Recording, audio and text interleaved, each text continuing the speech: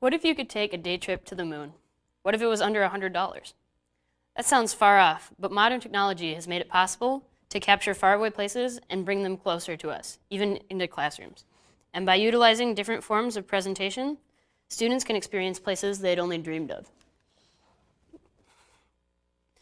One emerging form of presentation is a virtual field trip, and when done correctly, can become a valuable tool in everyday curriculum.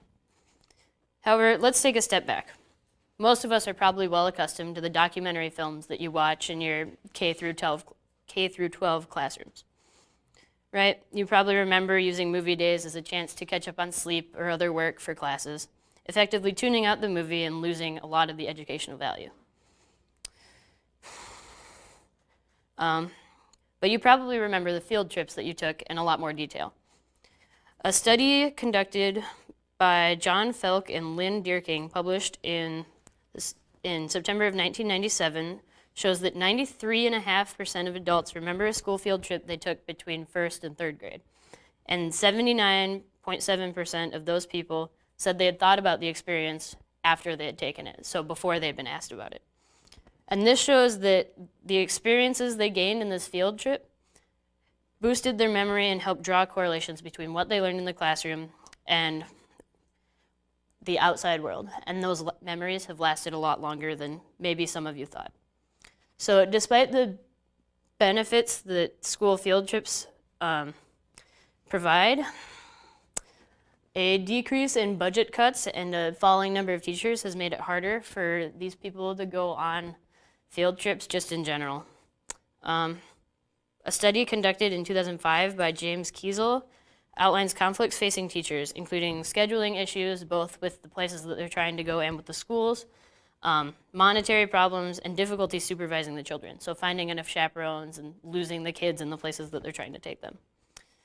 The other issue is that they're only available to some students, usually in wealthier areas or places that are closer to other places. So it's easier for kids in big cities to go on field trips than it is for kids in littler cities.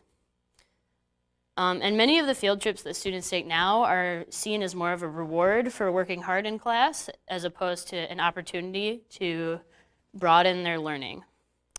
And as much fun as trips to theme parks are, they don't really provide much educational value. So what do we have for other options? Virtual field trips. But what are they?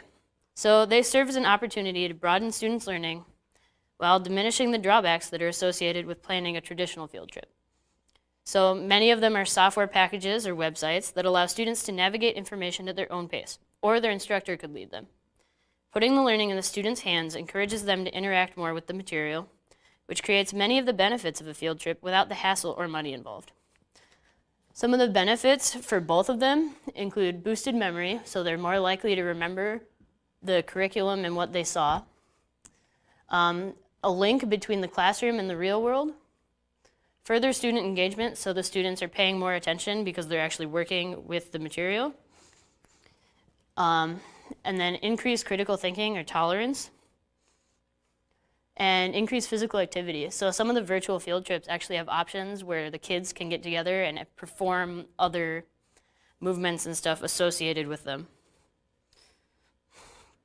So I think the biggest benefit of the virtual field trips is that they are endlessly customizable and available to everybody. So teachers can make their own, they don't have to spend any money on it, or they can outsource and they could buy from a different software company. And then they could also edit that to fit what they want the curriculum to reflect. So this removes the monetary barrier and allows teachers to direct the curriculum and provides students the most beneficial learning experience.